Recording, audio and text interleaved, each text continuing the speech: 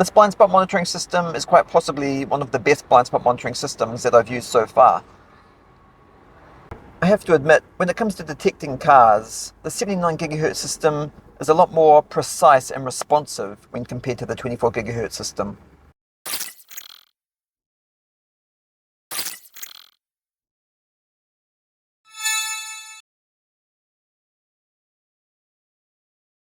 Hey guys, and welcome back to another video. If you're new here, hello and welcome to the channel, and I hope you like today's video. If you like smart home and automotive technology content, then hit that subscribe button because that's what you're going to see on this channel. In today's video, I'm going to be reviewing and installing this blind spot monitoring system to my BMW. Now, while I do try to keep the videos on this channel as short as possible, because I don't want you guys to get bored watching unnecessary content, please note that to install and review this product in the detail that I feel is important and necessary for you, the viewer, to know and see, it means this video is going to be substantially longer than usual. But of course, I will still try to make it as fun and interesting to watch as possible, so I hope you all like it. Okay, so this is the second blind spot monitoring installation video I have done now. The video that you are seeing playing in the background on my laptop, which I will link to at the end of this video for you, was the first one, and that was approximately 10 months ago. But today's video is the first installation for the BMW. Blind spot monitoring, also known as BSM or BSD, blind spot detection, is a very common feature installed on a lot of cars from the factory these days, and it's also one of the best safety features that any driver could ask for. The older blind spot monitoring systems, like the one you can see being installed in my previous video, use two radar sensors, which are mounted in each corner of the rear bumper of the vehicle. And those radar sensors are rated at 24 GHz. And although those systems worked very well, to increase the performance and reliability of the system even more, car manufacturers decided to, and are now, updating their blind spot monitoring systems to the newer 77 GHz sensor systems. And so now a lot of the aftermarket DIY blind spot monitoring systems that you can buy are also 77 GHz. So what are the advantages of using a 77 GHz system over a 24 GHz system? Well, apart from some of the newer 77 GHz systems having a few more features than the older 24 GHz systems, the biggest advantage is, of course, better performance. A 77 GHz system has a much more powerful detection range, which is approximately 3 times that of a 24 GHz system. But is this really important? Well, yes it is, because this is a critical safety system that a lot of drivers, while they shouldn't, still do rely on 100%. But unfortunately, even blind spot monitoring systems aren't perfect, and at times they can and do make mistakes when detecting an object, so you should always manually turn your head and visually check with your own eyes before making a lane change. And that being said, blind spot monitoring systems are still an absolutely fantastic device to install to any car if your car doesn't already have one. I absolutely love them and would highly recommend them to anyone. So anyway, today this blind spot monitoring system is what I will be installing to my BMW. And if you follow this channel, you will already know that this is a 2010 BMW X1 E84 model. However, this is not a 77 GHz system. It is actually a 79 GHz system. Now, if you're new to blind spot monitoring systems, then don't worry, because I can make the next question you're probably going to ask me very easy to understand. And that question would be, what's the difference between a 77 GHz system and a 79 GHz system? Well, in regards to the performance of the system, not much at all. Now, technically speaking, a 79 GHz system is more powerful than a 77 GHz system, and it definitely needs to be as well, as I will explain in a few seconds. But other than that, it has no huge advantages over a 77 GHz system, apart from one very interesting and important thing when it comes to the installation, and that is, it only uses one radar sensor. Okay, I'm sorry. Now I might be confusing some of you, and that's perfectly understandable. So if it only has one radar sensor, where on the vehicle do you mount it, and how is that going to detect objects in the blind spots from both sides of the vehicle, right? Well, the 79 GHz system I'm using in this video is designed differently to a 77 GHz system, and it's only designed to use the one radar sensor, which you mount and install directly in the middle of the rear bumper of the vehicle. The manufacturer claims that this 79 GHz sensor is so powerful that the system does not need 2 radar sensors, and so that is why it's only been designed to use the one.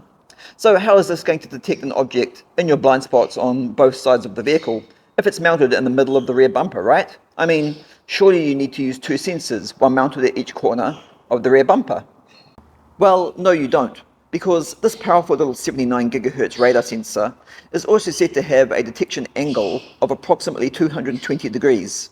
So this detection angle with its powerful detection range is how the sensor is able to detect an object behind you and in the blind spot areas on both sides of the vehicle as well.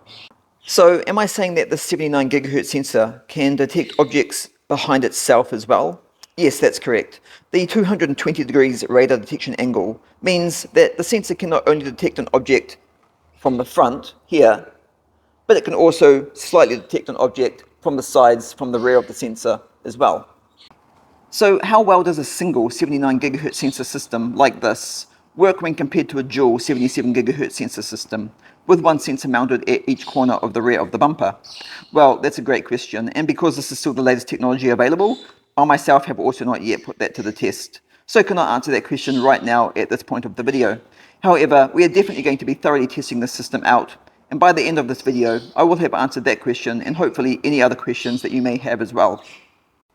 Okay, but first, let's start off with what we have included in the box. So, we've got the 79 GHz radar sensor, which you have already seen.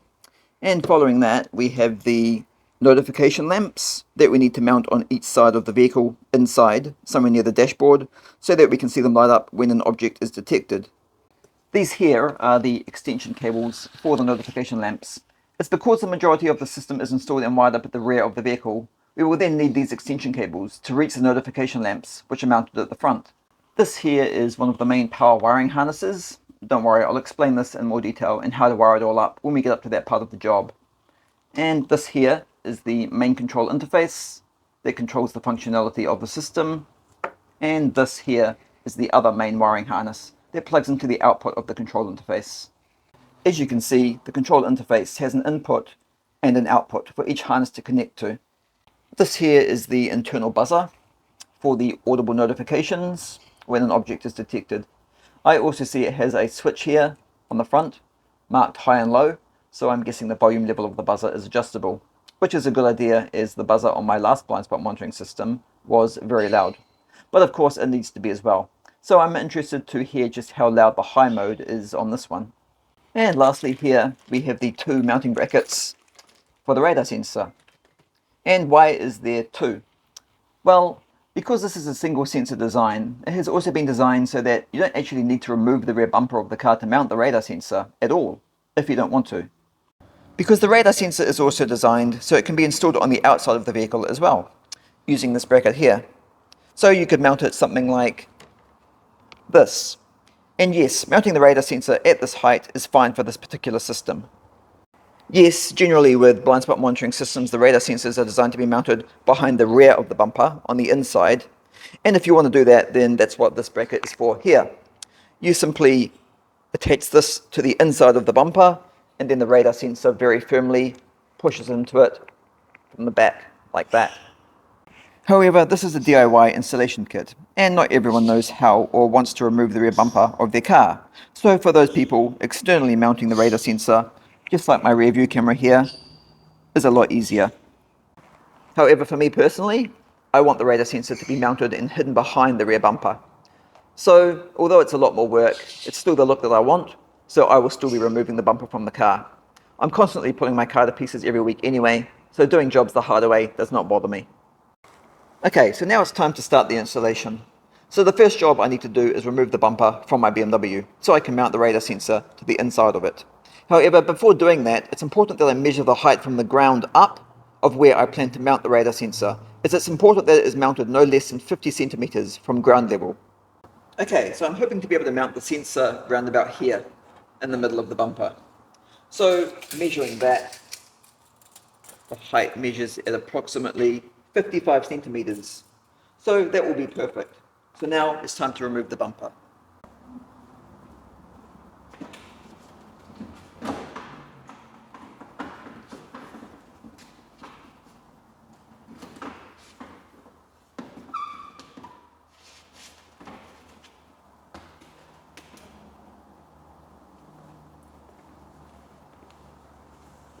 Okay, and the rear bumper is off. Now it's time to mount the radar sensor. And if that looks like it's a nightmare of a job to get that bumper off, it's actually not too bad. Okay guys, and we have run into problems already. And that's perfectly normal for this channel, because that's just the way installations go. So I needed to mount the radar sensor up here as high as possible, and I can't do that because the bumper is shaped up like that.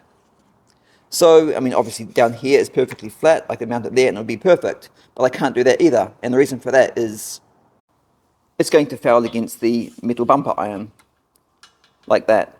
So it needs to be up higher. So I'm not going to be able to mount it on the bumper at all. So what I'm going to do is use the external radar sensor mounting bracket that the kit is supplied with. So what I'm going to do is mount the radar sensor on the actual car itself, just up under there. So I'm going to do that now and see what it looks like. Okay guys, so it's actually easier just to take that whole big bracket off the back of the car to mount the sensor. So I was just about to mount the sensor and then I realized I haven't actually explained to you one really important thing. Which way does the radar sensor mount? Well, as you can see, if I get the right lighting, under that round sticker there, you see a little arrow pointing down. That means the sensor goes that way. So the arrow points down to the ground. So the wire will come out of the radar sensor from the top, not from the bottom. So if you're mounting the sensor, just remember the little arrow under the sticker points down to the ground. Okay, and the radar sensor has now been mounted to the bracket. It's actually a really good place to mount it on this car. So if you are installing this on a BMW, mount it there rather than actually on the bumper itself. I've actually ended up using my own little machine screws and flat washers to mount it, as opposed to the self-tapping screws which they supply, as I don't want that coming loose, so it's going to be a lot tighter.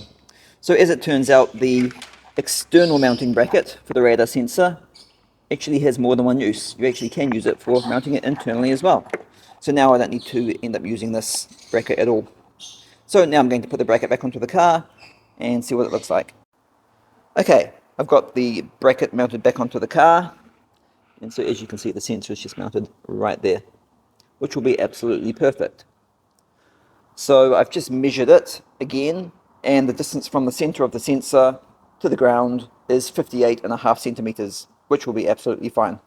So now all I've got to do is run the wires for the radar sensor through this grommet here back into the car, put the bumper back on the car again, and then it will be on to the next job, which is mounting the notification lamps. Okay guys, and as you can see, the rear bumper is all back together again, and the radar sensor is mounted hidden behind the rear bumper, which is exactly what I wanted. Looks much better that way, in my opinion. So now I've got to try and figure out how I'm going to mount the notification lamps. Okay, so in my previous blind spot monitoring video, I mounted the notification lamps into the A-pillar trims on the side here. Now, to be honest, that's probably the best place to put these ones again as well. However, this time I'm thinking about putting them down lower, there. It's all going to depend on how much room we've got behind the trim. I mean, of course, these are designed to be stuck on. You just peel off the little tag on the back of the adhesive tape and you just stick it on there. But that's not how I like doing installations. So what I want to do is I want to flush mount them into the actual trim itself.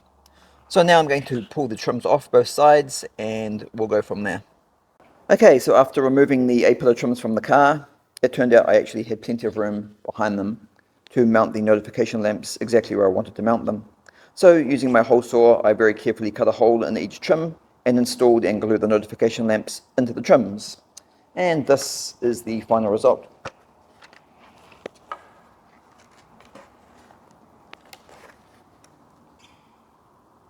So it looks nice and tidy, flush mount, and on the back they're just glued in as well.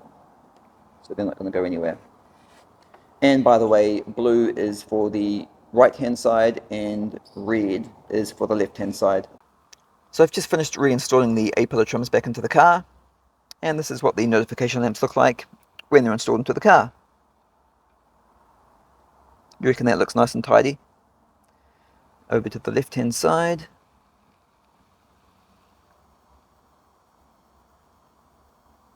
So yeah, I think I'm pretty happy with that. I don't know.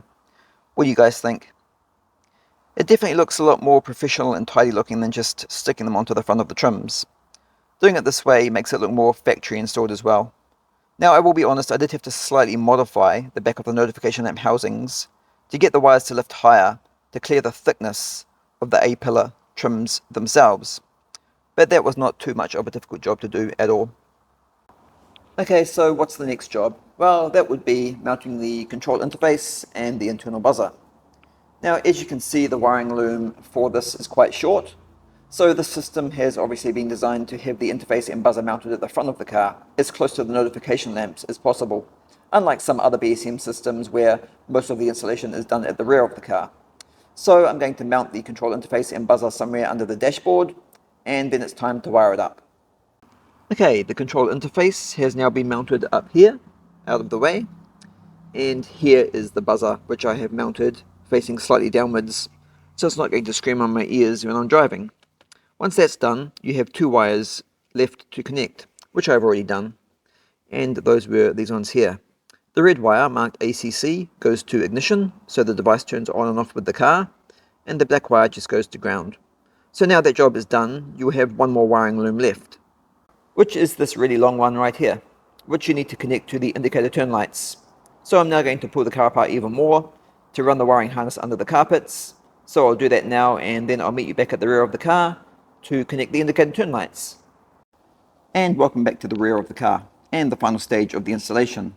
So I have run the wiring harness from the front of the car to the rear, and I am now left with three more wires to connect, which are white, which is marked R lamp plus, and this needs to connect to the right hand indicator turn light wire here at the rear of the car.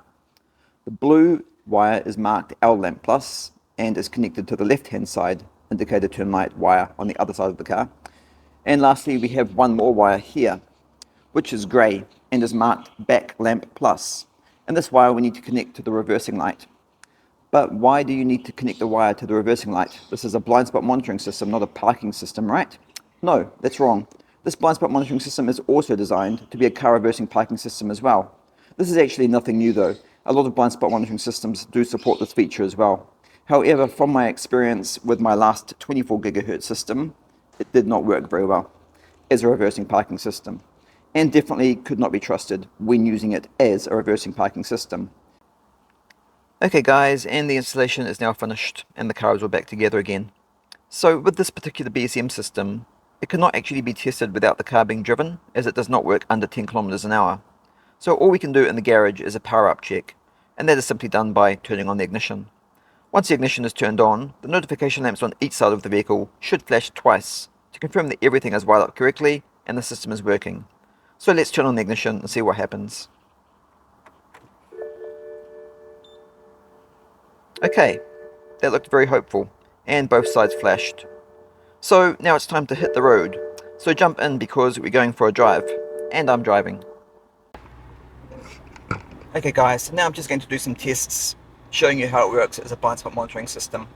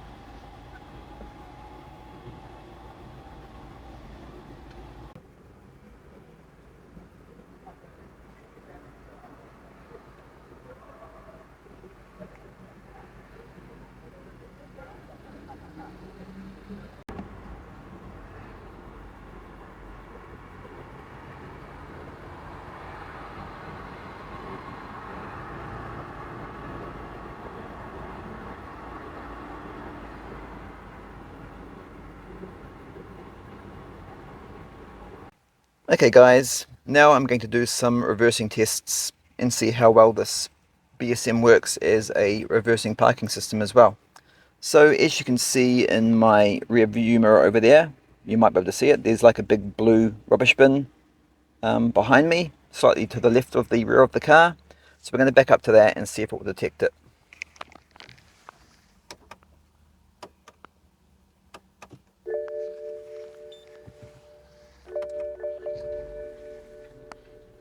Just move the camera over that way a bit.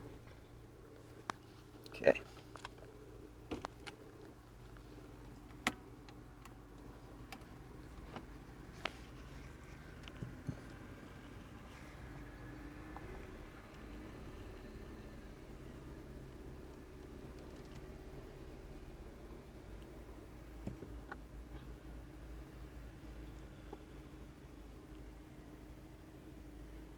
And the blind spot monitoring system is not detecting the rubbish bin at all. Okay, this time what I'm going to do is reverse up between the tree and the big blue rubbish bin behind me, as you can probably see in my side view mirror. And let's see if the blind spot monitoring can detect either of those two things.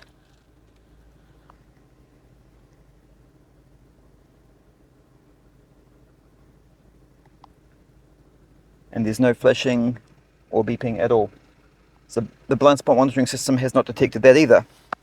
And for one more try, there's a big hedge wall behind me. I'm going to back up to that and see if the blind spot monitoring can detect it.